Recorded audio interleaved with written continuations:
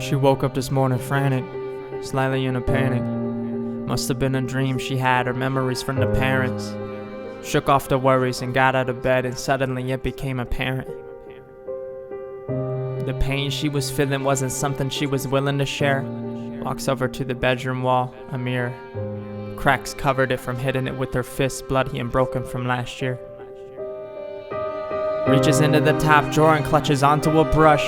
Continues to rip through the knots, the pain starting to make her blush, embarrassed. Knew that she could have whatever she wanted if only it wasn't because of her parents. Tears start to stream down her cheeks, embarrassed. She wipes them away and continues to brush through the knots in her hair and knocks at the door, she's flaring. A man walks into the room, stuttering and shivering. She started to crawl away, begging for him to give her some room. She didn't have on any clothes yet. He didn't care, he kept getting closer, asking why she hadn't prepared for him yet. He reaches down to undo his belt. She started to panic. He makes her kneel and he starts declaring, "You're the reason why this family is shit. All you have to do is listen and you would never get hit. You think I like doing this shit?" With tears flowing down her cheeks, embarrassed. She begs for him to quit and he just seemed to be more careless. Kicking and cussing, she scrambled, trying to get away from his grip. He was much too strong, these are moments that he would cherish. Her screams became incoherent after a fist came down from her own beloved parent. He continues to pull off her panties, feeling nothing of a merit. He has his way with his own daughter now, nothing like being a parent, and it became apparent where the cracks on that girl's mirror came from, embarrassed. And she woke up this morning frantic, slightly in a panic.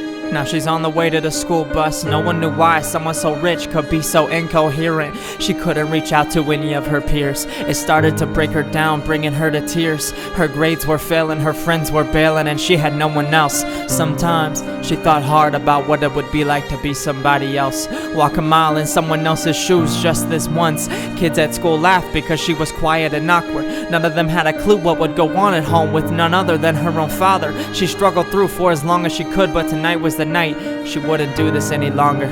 On the way home from school, things were quiet. The kids on the bus weren't laughing like usual, like somehow they knew why she was silent. Walking into her most dreaded destination, she stopped first, looked up to the sky, begging God to no longer be so biased. She asked for him to help her through these hard times and asked why he was no longer in her life, her pilot. Embarrassed, she stumbles into the house, quiet and crying. She knew what she would do once everyone was in bed tonight. Told her mother things were good today, obviously she was lying. Made her way to the bedroom, no longer was she prying. Laying and looking up to the ceiling, she started sobbing, still asking God for an answer before ending her own life. Nothing but silence. When the house was quiet, she crept slowly into the office, reaching down under the desk for the gun, and she was cautious. She found a package attached to the underside of it, pulled off the straps and began to open one of the pockets.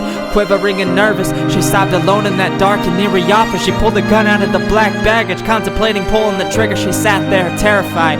She couldn't live the way she had been, and now everyone knows the reason why she was going to do it. She would pull the trigger prior. Her heart beats out of her chest and clicked.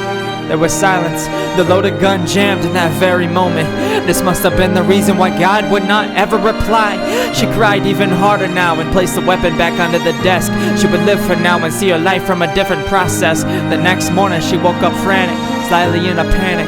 Must have been a dream she had, or memories from the parents. Shook off the worries and got out of bed, and it became apparent the pain she was feeling was never caused by none of her parents, but instead a nightmare deep embedded in her own thoughts, her own head, and she was embarrassed.